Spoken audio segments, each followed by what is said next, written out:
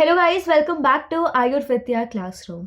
तो आज के लेक्चर में हम कवर करने वाले हैं चरक संहिता सूत्र स्थान का 13th चैप्टर, दैट इज स्नेह अध्याय।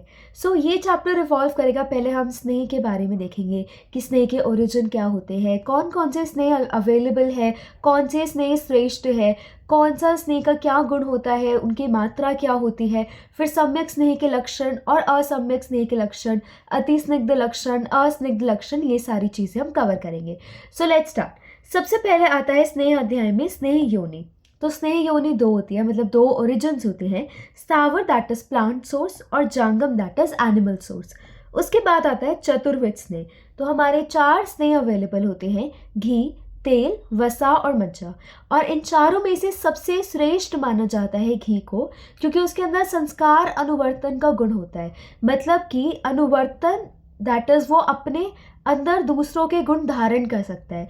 मतलब फॉर एग्जाम्पल घी में आप किसी और चीज़ को मिक्स कर रहे हो तो उसके गुण भी घी में आ जाते हैं। तो इसलिए सबसे श्रेष्ठ किसको माना जाता है? घी को माना जाता है। अब हम इनके इंडिविजुअल गुण देखेंगे। घृत के गुण होते हैं पित्त और अनिल, दैट इज पित्त और वात को वो कम करता है। रस शुक्र और ओज के लिए हितकर होता है। उसके बाद निर्वापणन दैट इज दाह को कम करता है। बर्निंग सेंसेशन अगर बॉडी में हो रही है तो वो उसको कम करता है। मृदुकर होता है, बॉडी के ऑर्गन्स को सॉफ्ट बनाता है।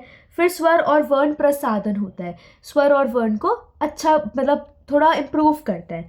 तो उसके बाद हमने तेल के गुण देखने हैं। तेल के गुण क्या होते हैं? कफ और वात को कम करेगा, बल को बढ़ाएगा, त्वचा के लिए हितकर होता है, उष्ण होता है, स्थिर कर होता है, योनि शोधन के लिए हम उसको यूज़ करते हैं। फिर वसा के गुण विद, भग्न, आहत, ये सारे ऑलमोस्ट प्रायवाची है, मतलब ऑलमोस्ट सिनोनिम्स है। इनको हम कंसिडर कर सकते हैं कोई भी चोट लगना इनसे। तो इन सब में हितकर कौन सा होता है? हमारा वसा। उसके बाद योनि, कर्ण, शिरो, पेन।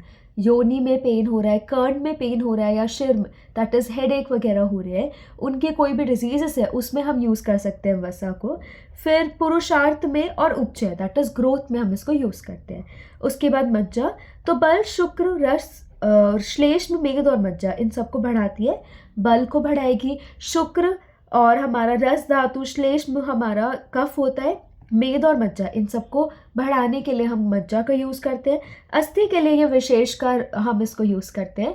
अस्थि के लिए बलकर होती है, मतलब कि आप इसको ऐसे रिलेट कर सकते हो, बोन के अंदर बोन मैरो होती है, इसलिए मज्जा जो है वो अस्थि को बल देने के लिए हम उसको यूज़ करते हैं।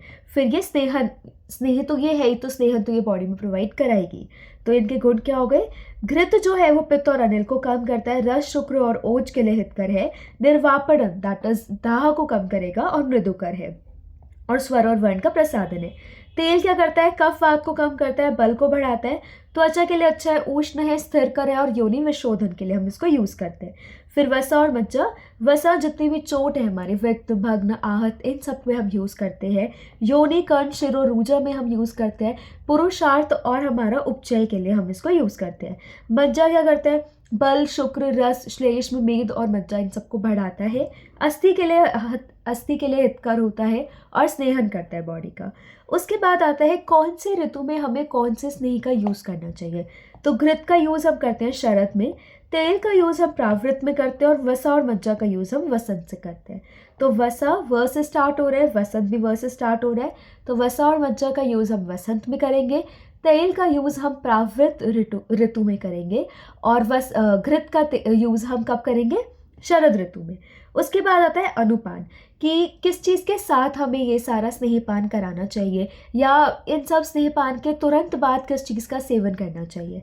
तो अनुपान, घृत को हम उष्ण जल के साथ पिलाते हैं, तेल को हम यूष के साथ पिलाते हैं, और वसा और मज्जा को हम मंड के साथ देते हैं। और ऐसा बोला जाता है, मतलब ऐसा श्लोक में मेंशन है कि अगर ये सारी चीज़ अवेलेबल ना हो तो तेल, वसा, मज्जा, मतलब जितने भी स्नेहपान हैं उन सभी में हम उष्ण जल का प्रयोग करते हैं एज अ अनुपान। उसके बाद आता है प्रविचारणा स्नेह। तो अभी हमने क्या देखा? अभी हमने स्नेह के ओरिजिन देख लिए कि क्या क्या सोर्सेज है जहाँ से हमें स्नेह मिल सकता है। हमने 4 टाइप के स्नेह देख लिए, उनके इंडिविजुअल गुण देख लिए, उनका अनुपान देख लिया, कौन से ऋतु में हमें उन्हें कंज्यूम कराना है वो देख लिया। अब मेन क्वेश्चन आता है कि स्नेह को कैसे कंज्यूम कराना है। तो हमारे पास 2 ऑप्शंस है, या तो हम किसी को डायरेक्टली घी, तेल, मैं जनरली एग्जाम्पल घी तेल का ही आपको कंसिडर कराऊंगी, क्योंकि घी तेल को समझना इजी है। अब वसा मज्जा का अगर मैं एग्जाम्पल आपको बार बार दूंगी तो वो रिलेटेबल नहीं है।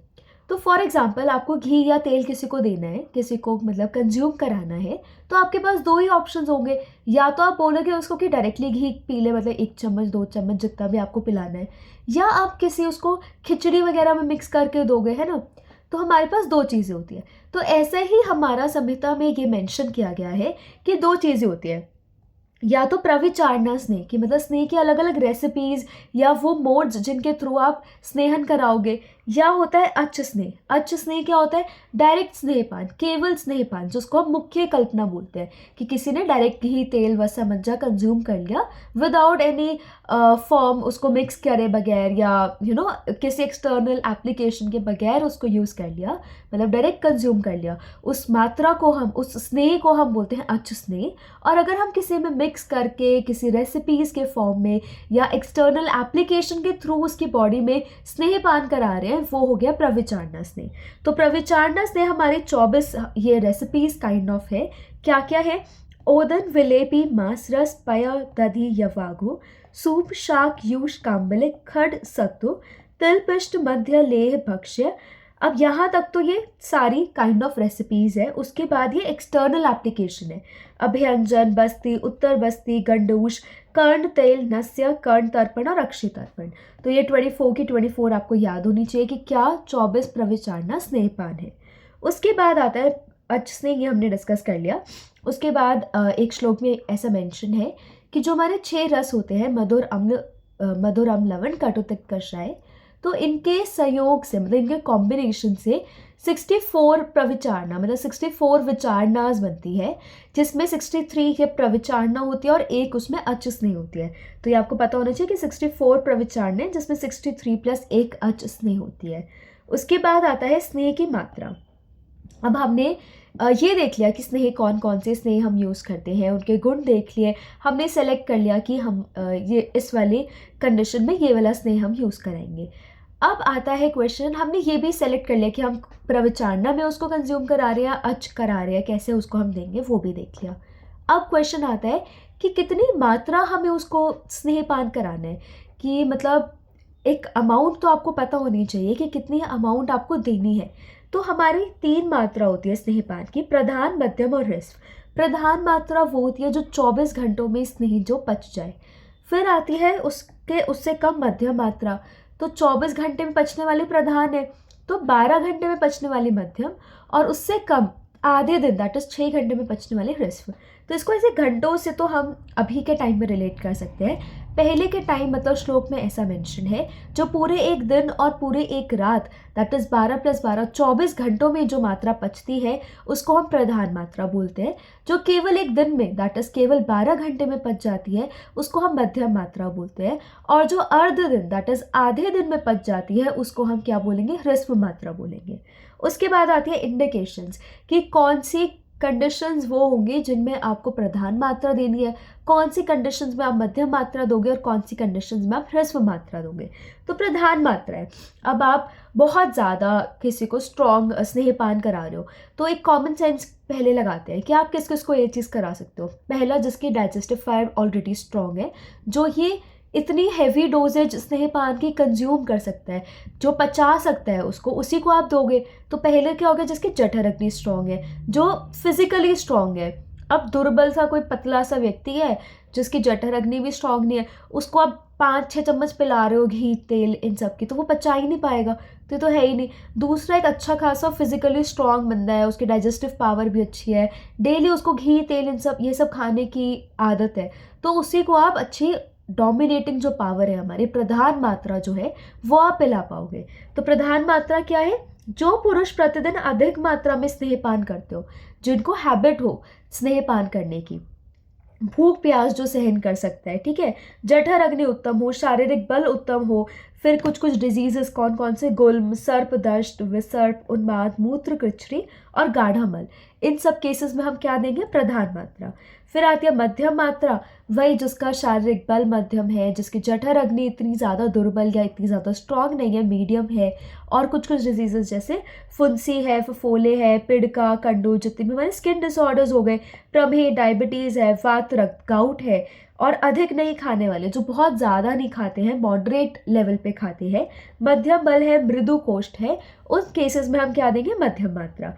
फिर आती है हमारे ह्रस्व मात्रा। तो ह्रस्व मात्रा हम किसको देते हैं, वृद्ध बालक। अब ह्रस्व है, सबसे कम अमाउंट है, तो जो भी हमारे सबसे ऐसे डेलिकेट केसेस हो गए, बच्चे हो गए छोटे, या ओल्ड एज हमारे पेशेंट्स हो गए, या सुकुमार मतलब जो डेलिकेट पेशेंट्स होते हैं, सेंसिटिव पेशेंट्स होते हैं, वो हो गए उन सब के केसेस में। या फिर जो इनका बहुत ज़्यादा क्षीण है, दुर्बल व्यक्ति है, जिनकी जठर अग्नि बहुत ज़्यादा वीक है, उन सब केसेस में हम क्या देंगे, ह्रस्व मात्रा। तो वृद्ध बालक को कोमल, मंद अग्नि वाले को निर्बल, जठर अग्नि जिसकी निर्बल है, जिसकी जठर अग्नि स्ट्रांग नहीं है, लंबे समय से ज्वर है जिसको, अतिसार, कास, अल्प शारीरिक बल, इनमें हम क्या देंगे, ह्रस्व मात्रा।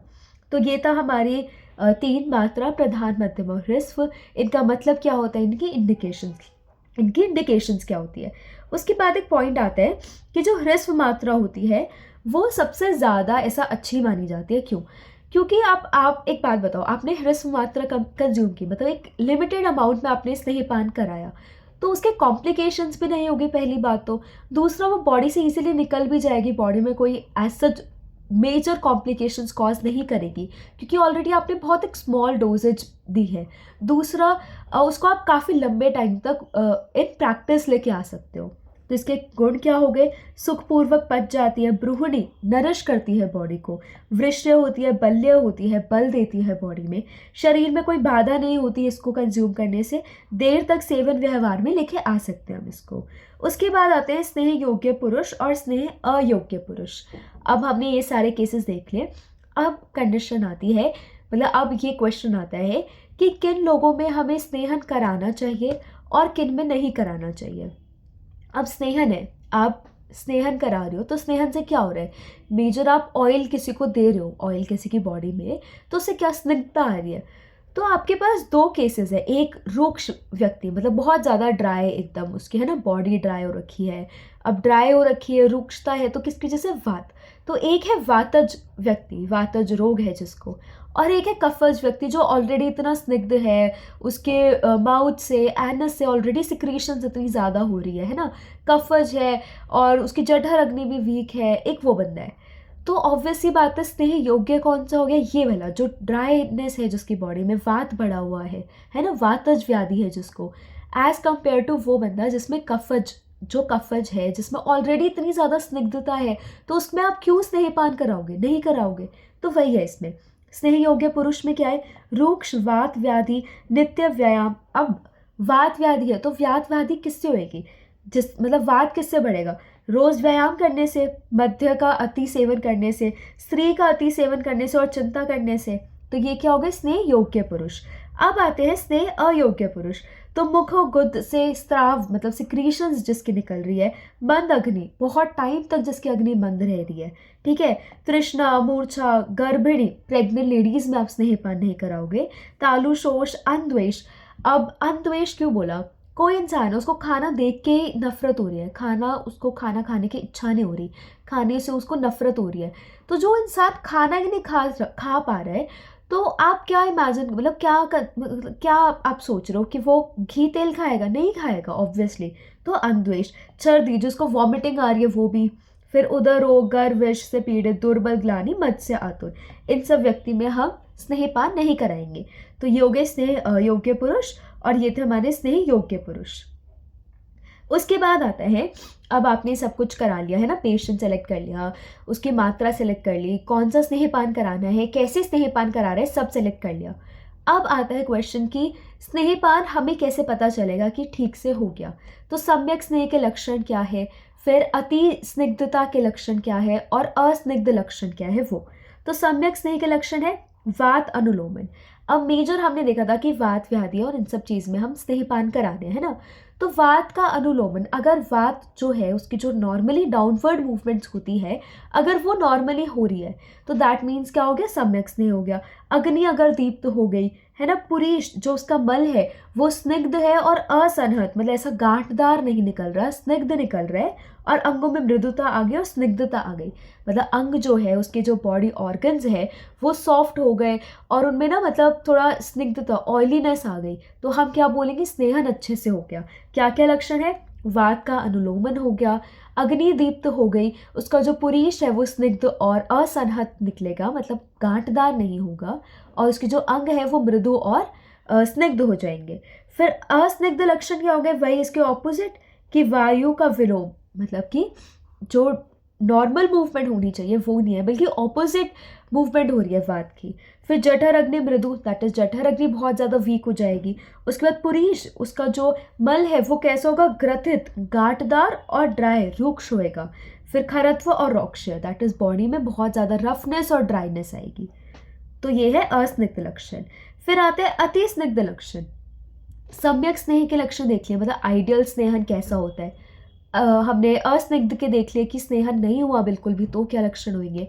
अब आते हैं अति स्निग्ध, कि अगर बहुत ज़्यादा स्नेहपान करा लिया तो क्या लक्षण होंगे। तो पांडुता, मतलब पेलनेस आएगी बॉडी में, अनीमिया। गौरवता, बॉडी बहुत हैवी हो जाएगी। जाड्यता, बहुत सुस्ती सुस्ती आ जाएगी बॉडी में, ना जकड़ाहट सी आ जाएगी। मल जो है वो अपक्व निकलेगा, तंद्रा होएगी, अरुचि और उत्क्लेश, ये सारे लक्षण हमें अति स्निग्ध में दिखेंगे। उसके बाद आता है स्नेहकाल।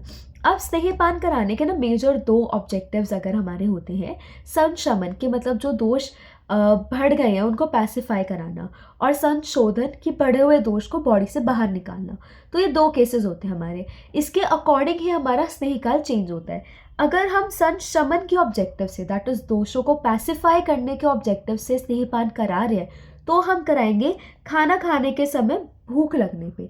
लेकिन अगर हम संशोधन के लिए स्नेहपान करा रहे हैं, मतलब कि उसके बाद हमें वमन विरेचन कराना है, तो हम क्या करेंगे, रात का खाना जब पच जाए तो सुबह प्रातः काल में। अब इसको याद करने की एक इजी वे ये है कि संशोधन मतलब कि शुद्धि हो रही है, तो जब आपका रात का खाना पच जाता है तो सुबह सुबह अर्ली मॉर्निंग आप फ्रेश होने जाते हो, मतलब बॉडी की शुद्धि करने ही जा रहे हो वो काइंड ऑफ। तो संशोधन हम कब करते हैं, जब रात का खाना पच जाता है, तो प्रातः काल में, अर्ली मॉर्निंग में हम संशोधन के लिए स्नेहपान कराते हैं।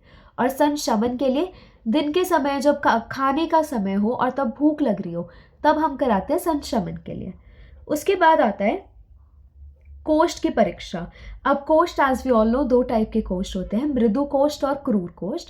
इन लेमन लैंग्वेज अगर मैं आपको समझाऊं, एक कोष्ठ तो इतना ज़्यादा ज़िद्दी है कि आप उसको जितना मर्जी, मतलब जितना मर्जी ऐसे डायरिया वाली टैबलेट्स खिला दो या जितना मर्जी कुछ खिला लो, उसका मतलब इतनी ऐसा टाइट वो कोष्ठ है कि उसमें से मल बाहर ही नहीं निकल रहा, उसको डायरिया हो ही नहीं रहा, अतिसार हो ही नहीं रहा। और दूसरे तरफ एक मृदु कोष्ठ वो होता है कि आपने दूध भी पिला दिया तो भी लूज मोशंस हो रहे हैं, है ना। तो ये 2 कोष्ठ होते हैं। तो इनकी परीक्षा हम कैसे करेंगे स्नेहपान से, जिसका स्नेहन 3 दिन में हो रहा है वो मृदु कोष्ठ, और जिसका 7 दिन में हो रहा है वो क्रूर कोष्ठ। ऑब्वियस सही था कि, तो इसमें कुछ समझाने वाली बात नहीं है। फिर आता है प्रकर्ष काल। प्रकर्ष काल क्या होता है कि लिमिट सेट करी जाती है। अब ऐसा नहीं है कि आपने किसी बंदे को मतलब स्नेहपान कराया तो 1 दिन कराया, फिर आप बोल रहे हो कि जी स्नेह के लक्षण तो आ ही नहीं रहे, तो ये तो गलत हो रहा है कुछ, मतलब या तो मैंने कंडीशन गलत लिया है या स्नेह गलत है कुछ भी। और दूसरे केस में लक्षण नहीं आ रहे तो महीने, 2 महीने, 3 महीने हो गए आप स्नेहपान कराए जा रहे हो, नहीं, ऐसा नहीं होता। एक फिक्स टाइम होता है 3 दिन से लेकर 7 दिन तक। मिनिमम 3 डेज तक आपको स्नेहपान कराना है और मैक्सिमम 7 डेज तक आपको स्नेहपान कराना चाहिए। उसके बाद आता है कि स्नेहन, अब अगर आपने संशोधन के लिए स्नेहपान कराया है, मतलब कि वमन विरेचन के लिए, तो वमन जो हम ऐसा वॉमिटिंग इंड्यूस कराते हैं, ऐसा वॉमिटिंग इंड्यूस कराना तो नहीं बोलेंगे वमन को, बट जस्ट टू अंडरस्टैंड कि वमन में हम वॉमिटिंग इंड्यूस कराते हैं। तो वमन बेसिकली हमारा कफ दोष के लिए होता है और विरेचन एज कम्पेयर्ड हमारा पित्त दोष के लिए होता है। तो स्नेहपान के बाद अब आपने किसी को स्नेहपान कराया है ना, किसी को स्नेह कंज्यूम कराया, तो उसकी बॉडी में कफ बढ़ेगा। तो कफ बढ़ेगा तो वमन के लिए तो अच्छा है, क्योंकि वमन चिकित्सा ही कफ दोष के लिए होती है।